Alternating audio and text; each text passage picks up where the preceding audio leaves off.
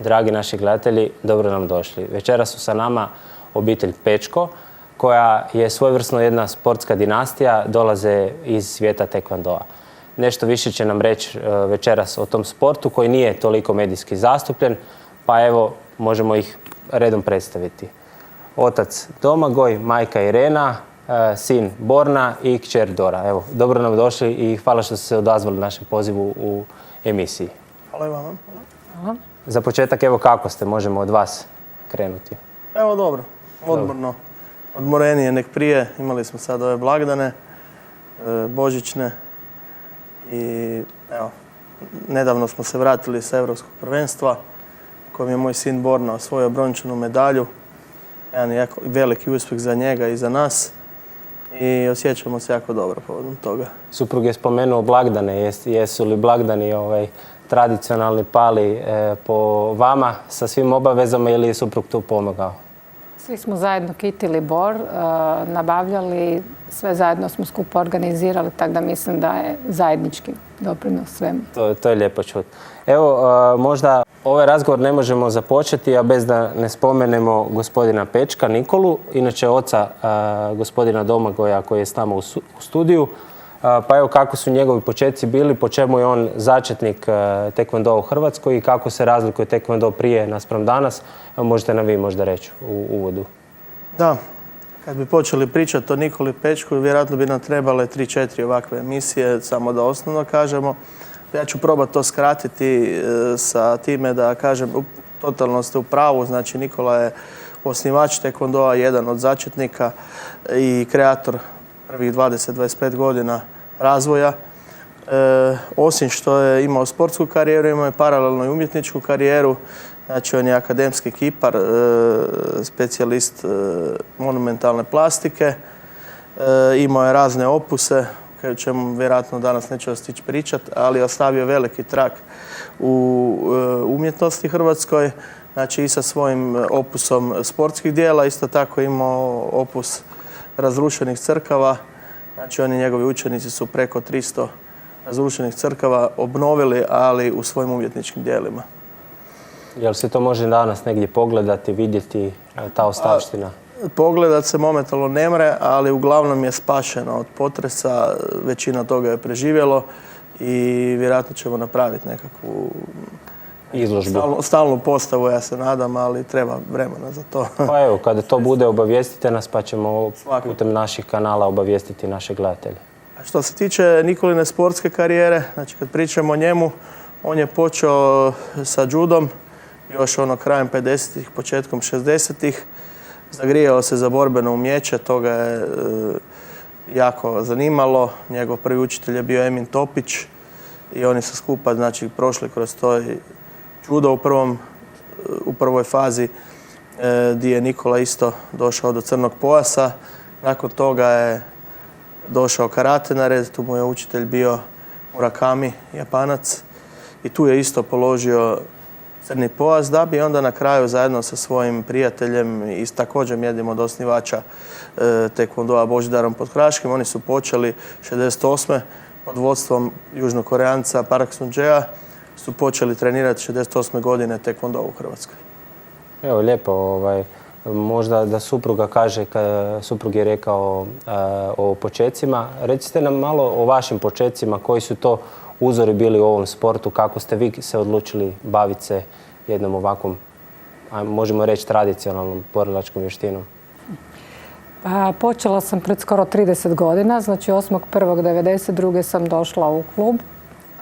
Doveo me tata moj i ono što sam ja zapravo htjela od tekvondoa, htjela sam naučiti kako se obraniti. Ne znam, 92. je ratna godina u Hrvatskoj, tako da bila sam u popriličnom strahu od svega toga, željela sam se naučiti braniti. Ono što se dešavalo tijekom tih 30 godina, dosta sam bila usmjerena prvo na borbe, pa potom na forme. Naravno, nakon što su mi se rodila djeca, više se borila nisam, nego sam se više orijentirala na natjecanja u formama. Onaj koji je zapravo najveći udio dao u tome da ja zavolim tekvondo je također pokojni Nikola Pečko, jer je osim što nam je bio glavni trener u klubu, na samom početku. On je bio izuzetno vizionarska osoba i volio je svoje znanje definitivno dijeliti s drugima i ukazivati na neke bitne stvari. Od njega sam dosta toga naučila. Naravno, nastavila sam trenirati s Domagojem i Domagoj mi je sad trener. I drugi sportaši su nam upravo istu rečenicu rekli da najbolji treneri zapravo nisu škrtarili na svom iskustvu i zapravo su ga dijelili šakom i kapom. Pa znate, Nikola je u svojoj knjizi napisao da je dobar onaj učitelj kojeg učenik prestigne u svojim dostignućima. Znači, ja bih rekla da je on bio odličan učitelj jer je od njega potekao većina klubova što je u Taekwondou, tako da, mislim, to je dovoljno reći o svemu. Taekwondo je sada i sport koji donosi olimpijske medalje u borbama, tako da mislim da je jako veliki doprinos dao. Da, zato smo ga odlučili ugostiti, baš zato što je olimpijski sport, a možda medijski nije toliko popraćen sa gledanosti. Evo da mlađe generacije pitamo, možda Domagoj od tebe, pa sestra Dora, ko su tvoji uzori bili, kako si ti se odlučio krenuti u sport Taekwondoa, je li bio nagovor roditelja tu prisutan ili si jednostavno sam donio tu odluku? Pa dakle, ja se bavim Taekwondoom doslovno, kako bi se reklo, od kad znam za sebe. Počeo sam sa 4. godinom svog života. Tada nisam imao pojma o čemu se radi ili bilo šta, samo sam ušao u sustav treninga i nastavljao dalje. Bavio sam se borbama u početku, kasnije... Oprosti, sa 4 godine već borbe kreću? Ne odmah, ali nakon par godina, negdje 5-6 godina, možda sam već išao na borbe. 2004. mislim da mi je bilo prvo natjecanje u borbama, ako se dobro sjećam. Ali dalje sam nastavio se natjecati također i u formama. Ali glavna prekretnica mi je bila sa mojih 15 godina, kada sam otkrio da postoji još jedna disciplina u Taekwondou, to jest novija disciplina koja je 2013. postala kao prava disciplina. To je takozvani freestyle ili kreativne forme. Dakle, kombinacija Taekwondo formi, akrobatike i sve skupa to uz pratnju muzike. To mi je bilo jako zanimljivo jer nisam previše volio borbe, jer ne znam, više volim taj umjetnički dio Taekwondoa, tako da počeo sam se dosta baviti tom vještinom i glavni uzor u tome je bio moj i sadašnji trener akrobatike Mario Vrbanec. On mi je prenio sve što god sam trebao znati oko akrobatike i da nije bilo njega ne bi bio nigdje danas u freestylu. Evo, zanimljivo, znači ti si tu umjetničku notu vjerojatno pokupio sa strane djeda, pretpostavljam, ako već voliš umjetnički Taekwondo. Moguće. Evo, Dora, ti nam reci više o svojim početcima, kako si ti krenula? Ja sam krenula sa 5 godina, ali mislim ne sjećam se baš toga, ali su mi pričali kao da dok sam bila mala su me još vodili u dvoranu. I prvo sam se bavila borbama, ali ako kratko onda sam prešla na forme i onda sam isto tako kao i Borna saznala za freestyle i do sada cijelo vrijeme bavim tim freestylom. Čisto da gledatelji naši znaju, koliko ti imaš trenutno godina? 12. 12. I od 5. godine se baviš sa time? Da. Što se tiče tih treninga od 5. godine, ako bi se neko htio sad uključiti, je li to nešto opasno, je li to ima li ozljeda i to, jer ti si ipak djevojke se možda teško odlučuju na takve vrste sportova, više ih upisuje možda ples, ritmiku ili nešto. Ja se nikad ništa nisam slomila u bilo kakvom sportu, ni inače, tako da ne znam, nije mi baš nešto opasno toliko. Pa evo, to je lijepo za čut, s obzirom da nas dosta roditelja prati i odlučuje se upravo na temelju naših gostiju upisivati svoju djecu na takve dodatne aktivnosti. Domagoj, ti si nam rekao, ti se trenutno baviš akrobatskim Taekwondoom. Može se reći. Je li to ima nekakvu vrstu natjecanja kao natjecateljski Taekwondo ili je to čisto samo pokazno? Tako je, ima i natjecanja. Dakle, 2013. je bio prvi put pokazan sport. Također organiziravaju se europska i svjetska prvenstva iz te discipline, ali to nije još uvijek olimpijska disciplina.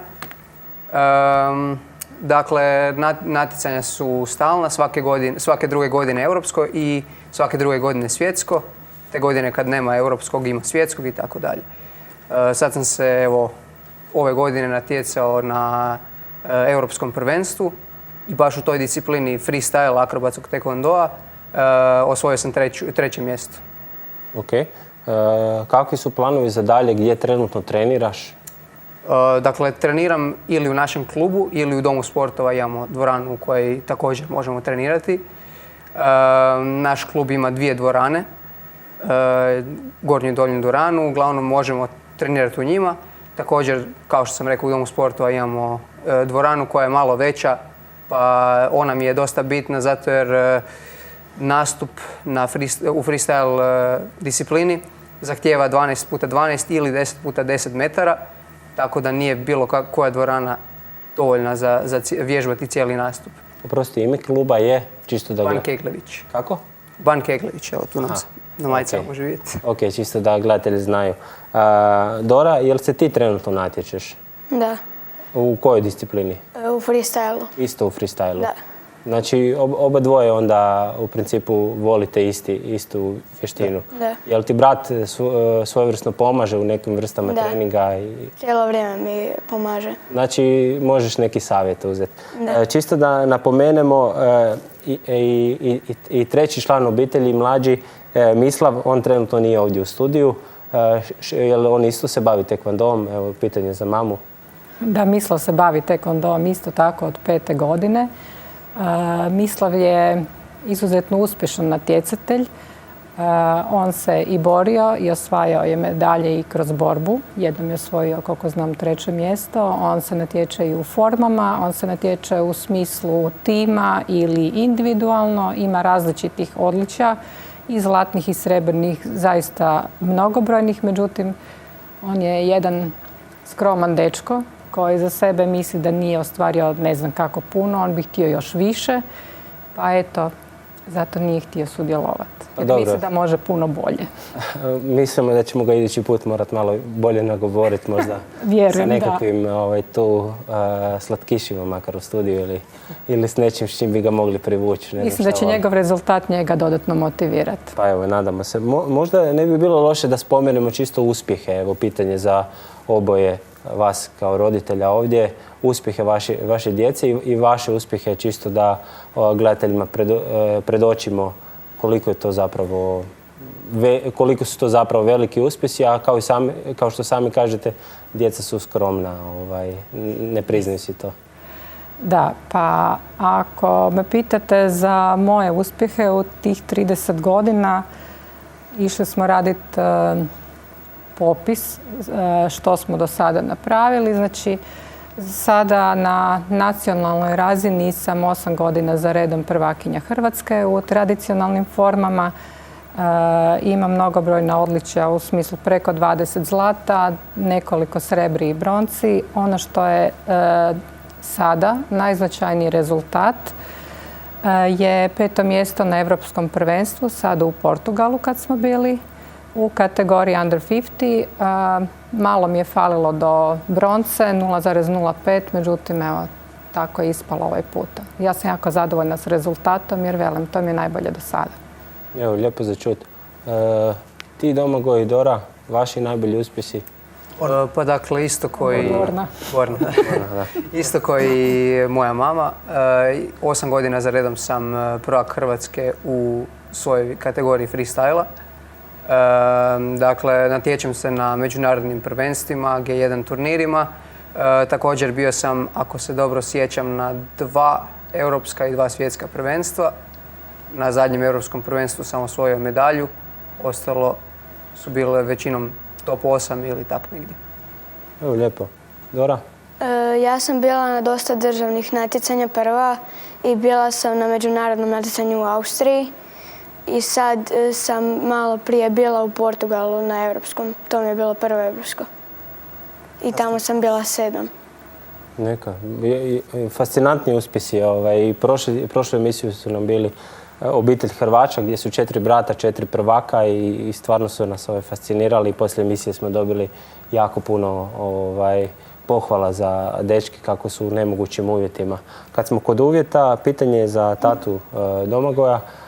Recite nam, stoji li za vas grad, država s obzirom na financiranje sporta? Kakvi su uvjeti u ovom sportu? Jel se može od toga živjeti? Što se tiče financiranja, ne mogu reći da ne stoji grad, država, da ne stoji Zagrebački ili Hrvatski savez, ali smatram da nismo dovoljno popraćeni. Znači nije to u onom omjeru, obzirom na kakve naš radi, naši rezultati, kakve ostvarujemo i angažman, nismo dovoljno popraćeni. Zadnje evropsko nekim našim natjecateljima je bilo pokriveno, znači put smještaja, negdje nešto smo morali samo financirati ispred kluba. Ne? Onda, recimo, mi imamo profesionalne trenere, ali da imamo plaću od grada, nego naš klub se mora pobrinuti sam, znači ili članarina, ili ako nađemo nekog sponzora, ali to velim, klub nas je tu najveća podrška svima nama, isto koliko smo i mi klub. Da. Volio bi samo što se tiče rezultata, malo su bili preskromni. Naime, Borna je bio na 3 europska prvenstva i evo, ovo mu je prva europska medalja, a Irena je bila čak i na više europskih prvenstava.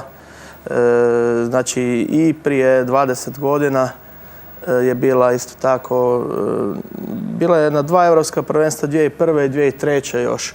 Znači jedno je bilo održano u Njemačkoj, Garmisch-Partenkirchen, a ovaj drugo je bilo na Korzici 2003. godine. Tamo isto nije osvojila medalju, ali je to uvijek blizu medalje bilo nešto, nastupi. Da. A što se tiče discipline freestyle, ona je službeno ušla 2012. 2013. u program, ali ona je puno dulje prisutna u taekwondou, samo nije ušla u službeni program. Znači od 2013. kao što je Borna rekao, je stalna disciplina. Znači rezultati su totalno priznati u pravom smislu.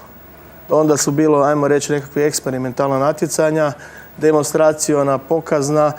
I evo, ja kao trener sam 2002. godine bio u Gyeongju na prvom ženskom prvenstvu u Koreji. Imao sam onda nisam bio glavni trener u mom klubu, nego sam u jednom drugom klubu bio profesionalac. Imao sam 2 kandidatkinje koje su osvojile srebro i broncu na kreativnim formama, ali to nisu bile kreativne forme kakve su danas. Bilo je puno manje akrobacije, nije bila obavezna muzika. Danas je to sve dignuto na puno veći nivo. Kako je trenutno stanje taekwondoa u Hrvatskoj s obzirom na, evo možemo reći, svijet, Europu, s obzirom na uvjete treniranja i općenito zainteresiranost mladih?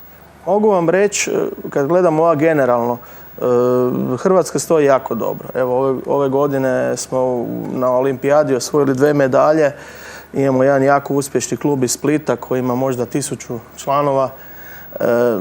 Ali ako stavimo to na stranu, znači većina drugih klubova se bori za preživljavanje zapravo. Ne? Ajmo reći, mi smo u smislu onoga što je taj klub iz Splita, ono što je on postigao u borbama, s tim da su oni postigli puno više u tome, mi otprilike tako stojimo u formama. Znači jedno 8 godina za redom smo prvaci države, prvaci Hrvatske i konkuriramo na svjetskom i na europskom nivou. Većina drugih klubova nije u stanju uopće dostići taj nivo. Niti ima uvjete, možda ni nema dovoljno kvalificiranih trenera ili nisu dovoljno popraćeni. Mi recimo to što nas država ili grad nije dovoljno popratio, mi smo znači kompenzirali sa našim vlastitim snagama i uspjeli smo znači doći na taj nekav europski ili svjetski nivo. Je li ima neka tajna ovog priprema za takmičenja u vašem klubu ili je to jednostavno nasljedno? Ima tu puno tajni. Ali znači možda je najveća tajna biti beskompromisan, 100% vjerovati u sebe i nikad ne odustati, ići do kraja. Ne. Ovo drugo su samo, ajmo reći, tehnike, trikovi, kako bi rekli. Borna inače nastupa i u trikingu i snima nekakve spotove trikinga. To su sve mali trikovi, znači mi imamo puno trikova, ali prava tajna je u tome da ne odustajemo, da idemo do kraja. I 100% angažman. Evo, lijepo za čut. Za one koji bi se zainteresirali više za taekwondo, jel primate u vaš klub rekreativce, dajte recite malo više o programima, možete vi, gospođa, može nešto možda više reći. Pa budem rađe ja rekao o programima. Znači imamo onaj osnovni program, to je taekwondo predškola, znači uključujući neku taekwondo igraonicu. Sad prije ove epidemije smo imali čak i određenu grupu gdje su mame mogle trenirati sa djecom. Mame sa djecom? Da. Pa to je stvarno pohvalno. Da, mislim da ćemo to vratiti, ali ajde sad vidjet ćemo kakve su mjere stožera. Znači, jedno vrijeme smo bili zatvoreni radi toga, pa su samo ovi vrhunski kategorizirani sportaši, koji imamo oko 25 u klubu vrhunskih kategoriziranih sportaša, oni su mogli trenirati, no nažalost ovih ostalih stotinjak koji imamo nisu mogli. Za njih smo organizirali online treninge. Borna je čak na sportskoj televiziji odradio jedno 50-ak emisija, snimio Ostani doma, gdje je vodio treninge za ove djecu pred televizorom. To je bilo prilično dobro, uspješno. Ako je neko uspio to pogledat, ima i snimka na internetu. I još, velim, vodili smo to online, ali direktne treninge, znači direktno sa korekcijom, pred kamerom, demonstratori, izvedba, i onda bi davali usmeno korekcije i gledali povratnu informaciju. Znači, nešto smo uspjeli.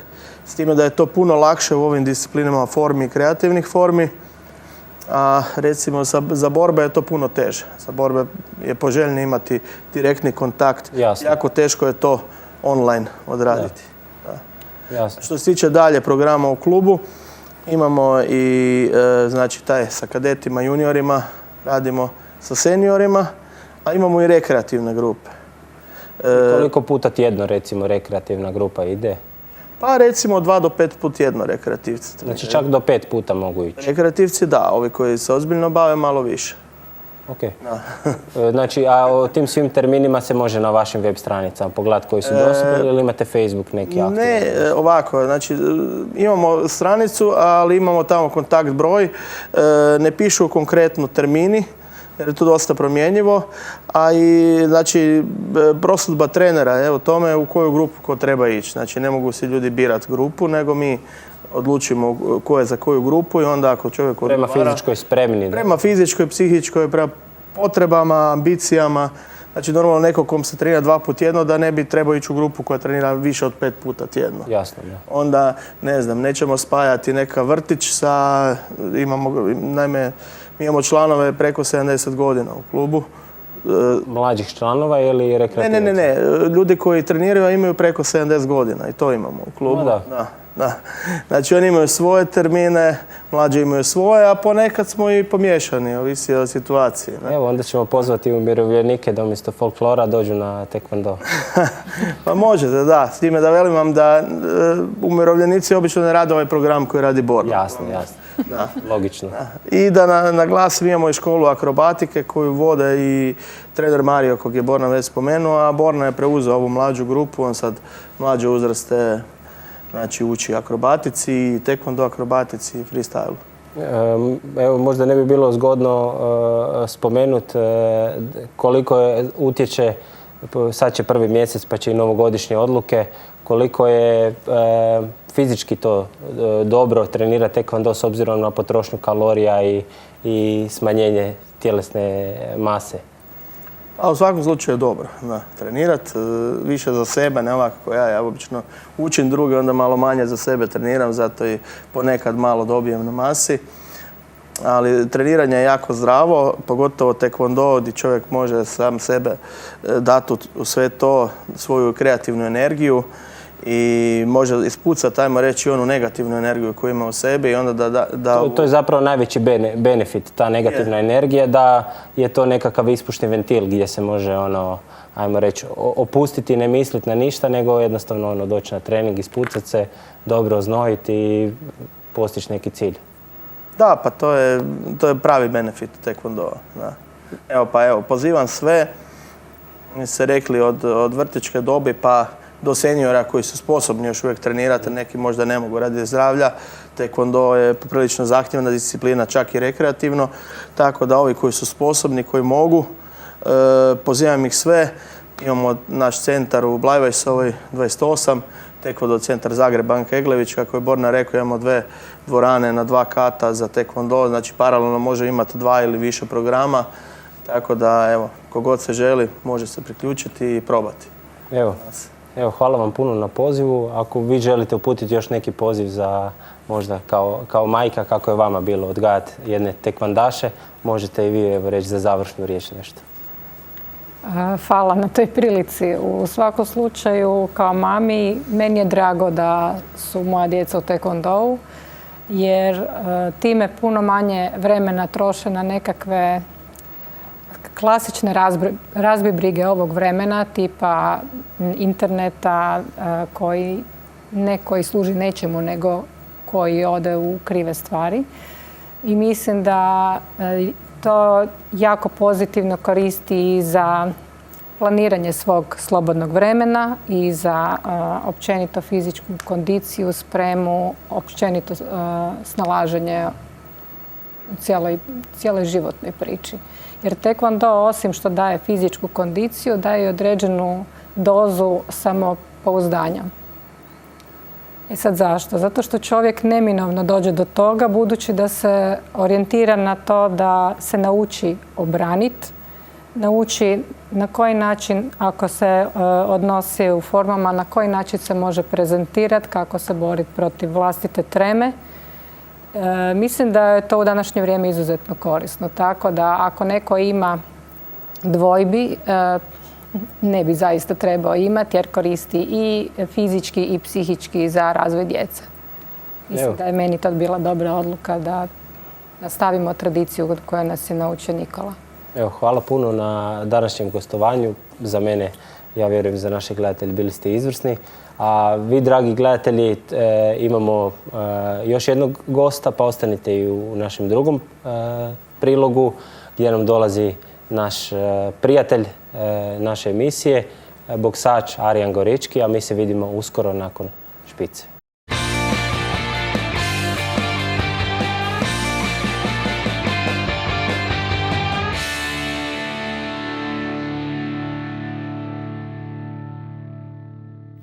Dragi gledatelji, evo nas nazad i u drugom prilogu. Arijan Gorički je sa nama večeras. On više nije naš gost, nego je prije svega naš prijatelj emisije kojeg često pozivamo i čiju karijeru evo pratimo. Pa Arijane, dobro nam došao nazad. Evo.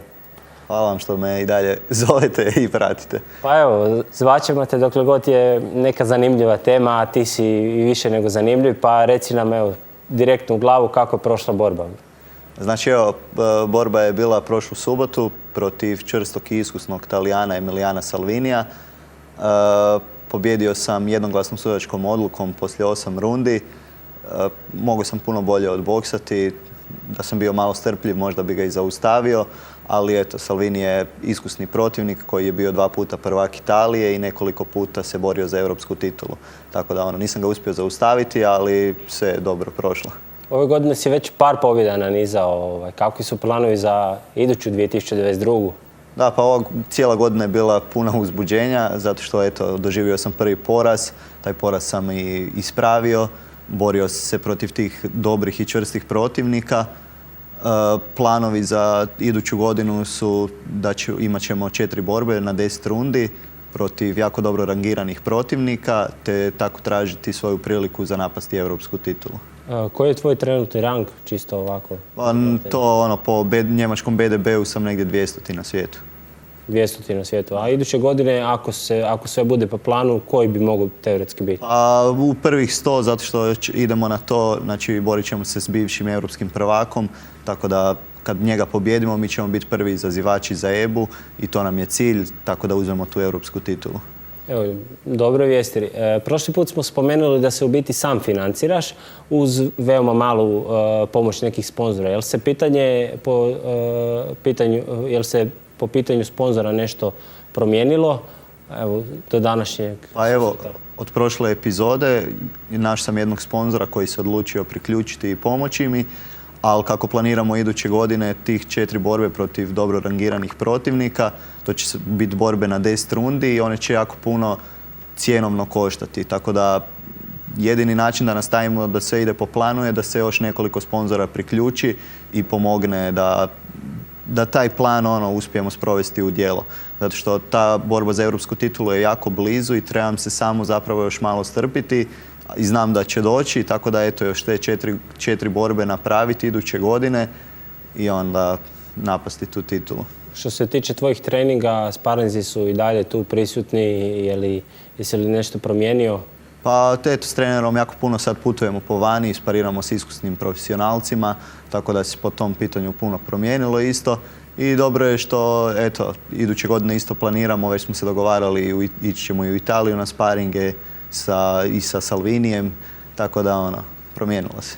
Evo, mi bi isto ovaj put iskoristili da pozovemo sponzore, da jednostavno podrže tebe kao mladog sportaša, jer mi vidimo vrijednost u tvom načinu bavljenja ovim sportom i mislim da bi oni mogli kroz taj način vidjeti isto svoju vrijednost. Pa evo, ne znam kako ti komuniciraš to prema sponzorima, ali evo, mi na taj način volimo pozvati da se podrži i ovaj tvoj projekt. Naravno. Znači, bez sponzora iduća godina će biti nemoguća. Ja se nadam da će se ih što više priključiti i meni je svaka pomoć dobro došla. Stvarno, bilo šta.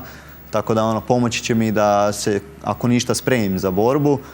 A ukoliko se neće sponzori priključiti, tako ni taj plan neće biti moguć sprovesti u djelo. Sad ćemo i pogledati tvoju borbu, a evo, tebi bi dali riječ da svojim fanovima čestitaš Božić i Novu godinu usput. Hvala svim gledateljima Time Outa iz E1 televizije što me podržavate. Hvala svima vama što me pratite i što ste mi podrška na tom putu. I eto, čestit vam Božić i ugodne blagdane i sve najbolje u novoj godini. Evo, mi idemo na borbu, a onda nakon borbe vraćamo se kratko u studio.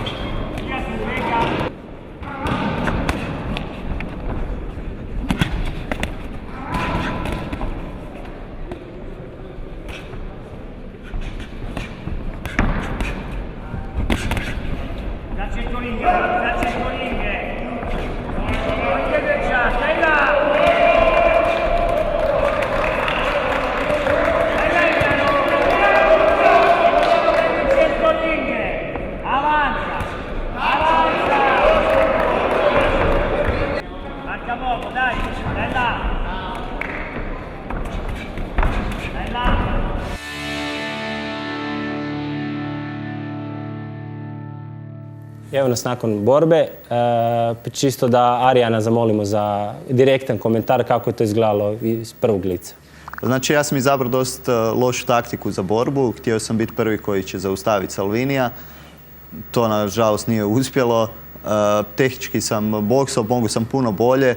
Malo sam bio nestrpljiv. Da sam bio strpljiv, puno bi to bolje bilo. Ali sve u svemu dobro je prošlo. Eto, pobjedili smo ga, mislim da sam 2 runde izgubio, a što zapravo nije ništa čudno, pošto ja nemam jako brzi start. Treba mi runda 2 da preispitam protivnika na čemu sam, tako da uvijek izgubim prvu rundu, prve 2 runde, ali onda se dobim i sve poslije ide po planu. Znači ideš na nekakvu taktiku gdje prvo ispitaš protivnik kakav je u tom meču. Tako je. Sa svakim protivnikom, čak i na sparinzima, uvijek prvu rundu, prve 2 runde, samo prvo ispitivam na čemu sam da znam kako se postaviti. Je li bilo prilike možda u tim kasnim rundama za neki nokaut? Pa da sam bio malo strpljiv, mislim da sam ga mogao nokautirati, ali Salvini je on je tvrd ko boksač i iskusan i nije ga tak lako nokautirati, ima to nisko težište. i ono puno je manji od mene. Problem je u tom što je on manji od mene, kad ja bacam udarce, ja se otvaram za njegove udarce, tako da nije sam da ću početi baciti udarce i dobiti kontru od njega, tako da ne znam, bitno mi je pobijediti, a sad volio bi svakog nokautirati, ali nažalost to u našim kategorijama ne ide baš tako lako. Pa evo, mi ti želimo uspjeh u 2022. i da ovu taktiku možda promijeniš ako će neko gledati intervju, da ne bi u te prve 2 runde još neko i natamburao dok ti čekaš. Neće.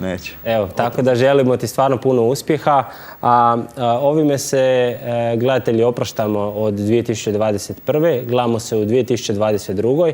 A do tada vama želimo čestit Božić i sretnu i uspješnu novu 2022. godinu i prije svega jednu ljepšu godinu gdje ćemo ju, ako Bog da, dočekati sa više zdravlja i gdje ćete nas i dalje nastaviti iznenađivati kao i do sad.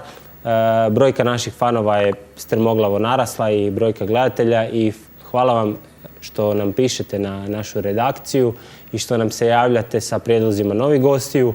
U 2022. godini, osim ovih borilačkih specijala koji su počeli ove sezone, pripremamo vam još mnogo toga. Do tada vam želim srdačan pozdrav od sebe i od svih iz redakcije i sa Z1 televizije. Vidimo se u 2022. godini. Pozdrav!